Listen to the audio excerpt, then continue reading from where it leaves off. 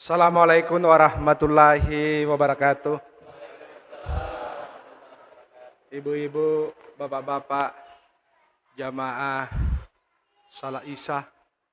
Insya Allah kita akan lanjutkan dengan salat tarawih dan witir di bulan suci Ramadan ini. Hamdan wa syukrillah wala haula wala quwwata billah.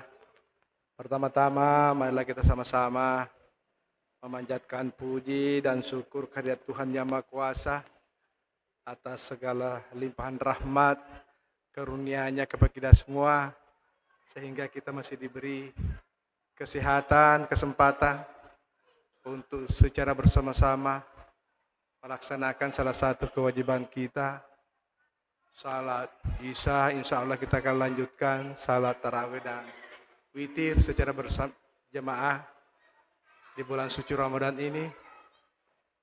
Saya mengajak kepada kita semua tidak henti-hentinya selalu mengirimkan salawat dan taslim ke junjungan Nabi besar Muhammad SAW. Insya Allah kita akan mendapatkan syafaatnya yaumil akhir. Ibu-ibu dan bapak-bapak yang saya muliakan, izinkan pada kesempatan yang berbahagia ini, dalam rangkaian safari Ramadan saya keliling-keliling di beberapa kecamatan, seluruh kecamatan yang ada di Kabupaten Sopeng ini. Yang pertama, terima kasih atas kerjasama kita semua, sehingga alhamdulillah di bulan suci Ramadan ini sampai saat ini di bumi Latar Memala, Kabupaten Sopeng, yang kita rayakan hari jadinya di bulan suci ini yang ke-763. Hari jadi Sopeng itu jatuh pada tanggal 23 Maret. Bertepatan dengan bulan suci Ramadan, makanya kita tunda perayaannya nanti insya Allah tanggal 22 April yang akan datang. Alhamdulillah, kalau kita melihat dari pertumbuhan ekonomi, kita di Sopeng ini selalu berada di posisi tertinggi. Di saat COVID kita masih bisa tumbuh di atas 2. Tahun 2022 juga kita urutan ketiga, tapi saya selalu mengatakan kita urutan pertama. Kenapa? Karena Bantaeng ada smelternya, ada lautnya, yang urutan pertama. Kemudian yang kedua Kabupaten Maros yang ada bandaranya dan ada pabrik semennya. Urutan ketiga Sopeng. Sopeng itu semata-mata bertumpu dari bidang pertanian. Inilah yang saya mau ingatkan pada kesempatan yang berbahagia ini. 2023 yang lalu pertumbuhan ekonomi kita agak melandai. Kenapa? Karena ada namanya El Nino yang menyebabkan kemarau yang berkepanjangan. Saya sebetulnya sejak bulan Agustus sudah ingatkan, bahkan pernah saya ngomong di tempat ini, hati-hati Ki, pertanaman Oktober, Maret yang akan datang. Kebetulan ilmu saya di situ, saya coba mengolah data curah hujan 200 tahun. Sehingga saya bisa berkesimpulan bahwa agak kurang hujan. Bahkan saya melihat tanda-tanda yang ada di sekitar kita, ya hampir saya pastikan, karena banyak saya lihat burung-burung yang bersarang menghadap ke atas pintunya. Rata-rata anak pisang keluar dekat dari induknya. Banyak tikus berloban di tengah sawah. Berarti itu tanda-tanda yang diperlihatkan oleh Yang Maha Kuasa. Awal bulan Maret saya mengundang beberapa teman-teman pengusaha yang bergerak di bidang penggilingan. Saya diskusi. Saya coba-coba hitung. Waktu itu bahkan lebih murah kalau kita datangkan beras dari Aceh, tempat yang paling jauh di sana. Waktu itu saya hitung sampai di Sopeng ini bisa 13.200. Kalau kita beli gabah di Sopeng waktu itu Februari Maret ya 8.000, 7.000, kita hitung-hitung. Nanti untung kalau dijual 15.000. Apa artinya ini? Dan kita selama ini rasakan betul. Kalau musim panen di Sopeng, boleh dikata semua gabah kita diangkut orang keluar. Saya bilang sama teman-teman pegilingan, coba juga lakukan apa yang dilakukan oleh teman-teman di Pindra, di Sidrap, beli juga gabah dari luar, bawa ke Sopeng, kita campur supaya bisa bersaing. Saya tadi di gunung diskusi dengan petani masyarakat kita yang kerjanya menyadap getah pinus. Ya, kalau dia dapat 10 liter per hari berarti 50.000 pendapatannya. Saya hitung-hitung kalau harga jagung sekarang ini 3.000, pendapatan petani kita itu ya paling tinggi 40.000. Saya 4 hari yang lalu panen di Kampeng, saya turun hitung berapa jumlah anakannya, berapa bulir dalam satu malai, berapa jumlah dalam satu rumpung, dapat 8 tong dengan harga 6.800. Saya hitung-hitung pendapatannya cuma Rp80 per hari. Kalau dia petani penggarap. Makanya tidak salah program yang saya kucurkan dengan Pak Bupati, Asbatik, AC, Bale, ITI, Kaju. Kenapa? Karena visi misinya Pak Bupati dengan saya, Sopeng lebih melayani, maju dan sejahtera. Bagaimana kita mau sejahtera kalau pendapatan itu ada Rp80 per hari? Ya. Lewat penjual bakso tidak bisa kita panggil. Apalagi kalau dalam satu rumah 4-5 orang, Ki. Makanya ya saya selalu bilang sama saudaraku ini, kayak kalau lewat Ki ke Sopeng, singgah Ki itu di dekat rumahku. Ada sawah di situ tidak sampai 20 hari. Kalau setiap panen cuma 6 karung, saya bagi 2. Saya bilang sama petaniku karena bulan Oktober belum menanam, belum ngadain tanam cabai. Kalau rugi saya ganti 12 karung, enggak usah kita kasih, Kak. Alhamdulillah. Saya telepon tadi, siang ini pengelit Allah. Maka alhamdulillah lebih dari 70 juta. Panen yang ke-16. Saya perkirakan bisa panen sampai 25. Saya telepon tadi, Kak boleh ki man supaya tarawih, faje bosie sempro uai. Supaya tidak kering itu hujan di daun-daunnya dan buahnya. Karena kalau hujan begini kan banyak bahan-bahan kimia yang melekat. Ini kenapa saya singgung semua ini? Saya mau mengajak kita berpikir. Bagaimana keluarga di Kecamatan Maroreawa ini, kalau bulan musim-musim banjir, apa kira-kira yang kita bisa kerja? Berapa hari yang lalu ada sahabat saya di Singapura, telepon saya. Dain tabe, cari ikan nggak? Ada ada saya dapat di Tanah Suci, katanya dari Sopeng. Ternyata saya keliling cari, saya kira dari Maroreawa, ternyata dari Marorewawo. Ada apa namanya itu dalam botol, ada 5 varian. Apa ada coba-coba, sudah ada halalnya, sudah ada keterangannya dari kesehatan. Saya cek di misi, sudah dijual juga. Nah, ini yang barangkali bisa kita kembangkan. Kemudian ada yang menarik. Tanggal 22 Maret yang lalu, BPS sudah merilis Sopeng dalam angka. Pertumbuhan ekonomi kita di Sopeng ini didominasi oleh sektor pertanian. 30% bahkan lebih. Baru masuk sektor konstruksi 10%. Kemudian UMKM pengolahan itu. Ini yang kita mau dorong. Bagaimana jangan terlalu bertumpu di sektor pertanian. Karena sangat riskan. Sopeng ini tidak ada bendungannya. Yang ada bendung. Bendung itu cuma menaikkan permukaan air.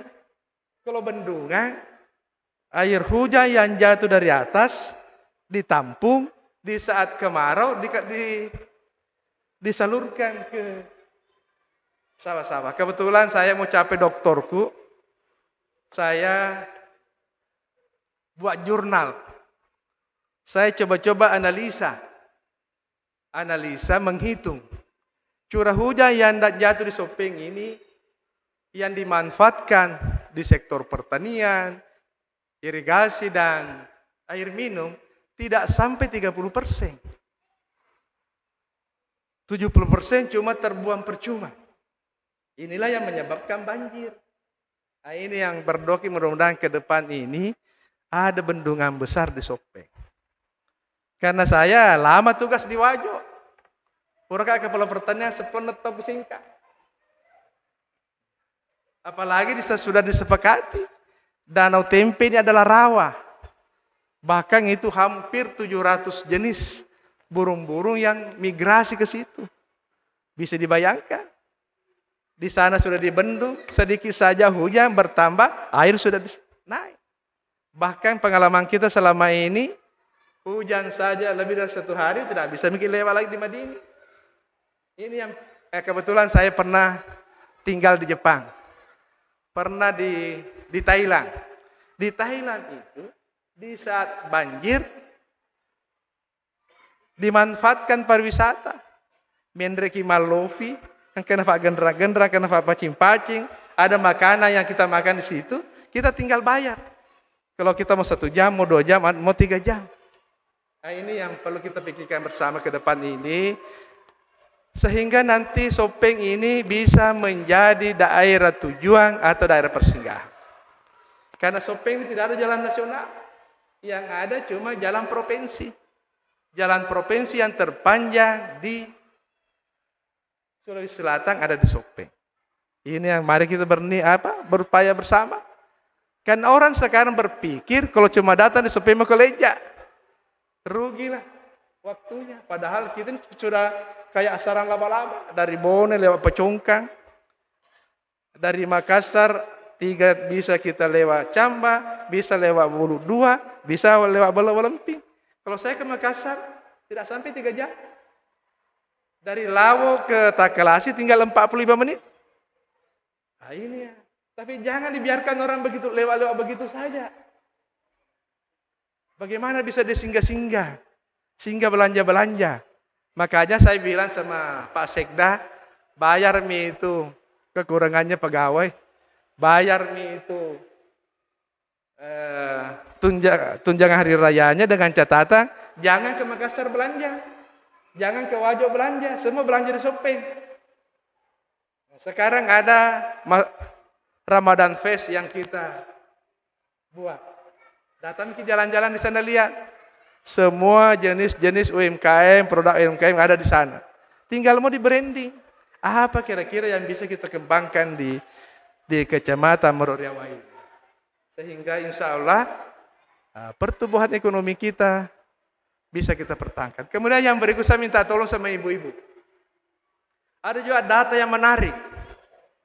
Setiap ada bayi yang lahir 10 orang, ada 1 orang yang BBLR, berat badan lahir kurang. Bisa dibayangkan, ini bisa berpotensi jadi stunting. Padahal kita mau tahun 2045. Generasi emas.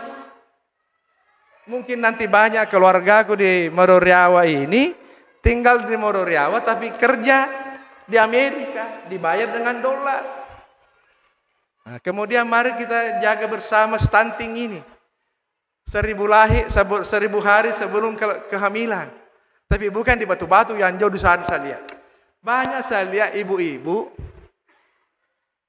yang penting anaknya tidak menangis.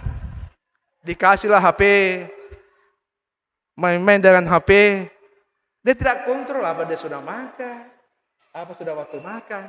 Kemudian yang berikut, ini masih tinggi juga. angka perceraian. Kenapa tinggi angka perceraian? Saya coba-coba menganalisa. Karena tingginya perkawinan dini.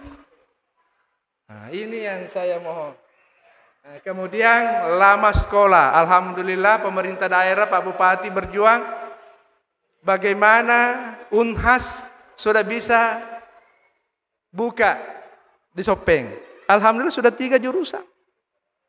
Nah, jangan jauh-jauh ke Makassar. Sekolah di Sopeng saja. Kuliah. Jaketnya juga sudah jaket Unhas. Bahkan kalau di sekolah di Sopeng ini kan dia vokasi. Sama saja ini. Latar belakang sekolah vokasi. UB oleh tamat ke SMP, masuk ke di sekolah pertanian.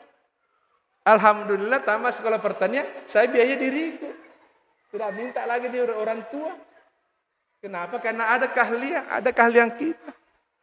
Kemudian yang berikut, saya juga sangat berharap kepada kita semua, kalau ada lahan-lahan yang kosong, tanam pohon-pohonan. Karena depan ini dunia kampanyekan dan bahkan sudah disepakati ada 3 hal yang jadi prioritas. Yang pertama demokrasi, kemudian yang kedua adalah lingkungan, yang ketiga adalah HAM, hak asasi manusia. Ke depan ini, mudah-mudahan insya Allah kita berdoa, kalau kita menanam pohon-pohonan, itu nanti bisa dapat royalti. Ada namanya emisi karbon. Kemudian terakhir, karena kita nanti akan mendengarkan ceramah, saya sangat berharap karena kita ini sudah masuk. Saya lihat sudah beberapa hari ini saya keluar melihat bintang-bintang, melihat kecepatan angin, sudah mulai beransur-ansur dari angin barat ke angin timur. Hati-hati, biasanya kalau pancaroba begini muncul penyakit-penyakit seperti diare, demam berdarah. Bahkan pernah saya kaget di sini. Ada informasi akan ada demam berdarah. Saya langsung minta ke dinas kesehatan turun cek bagaimana itu. Kemudian bagaimana kebersihan lingkungan. Bahkan saya minta ke Pak Lurah kalau bisa kita mulai dari Kecamatan Meruriawa ini. Setiap hari ada waktu tertentu kita bersihkan di sekitar rumah kita masing-masing. Umpamanya begitu serene baunya di masjid, semua keluar dulu kerja bakti di halaman rumahnya. Minimal 5-10 menit baru kita. Saya kira itu yang ingin saya sampaikan. Pak Bupati dengan saya minta kepada seluruh aparat bagaimana selalu berada di tengah-tengah masyarakat. Kenapa? Karena bupati, wakil bupati sampai dengan aparat terdepan bukan lagi pejabat kekuasaan. Kita ini adalah pesuruhnya rakyat. Ya, bayangkan saya dari Makassar tadi langsung beraktivitas, pulang balik tadi malam sudah ini tarwih berangkat ke Makassar, sudah kembali lagi pada hari libur tidak.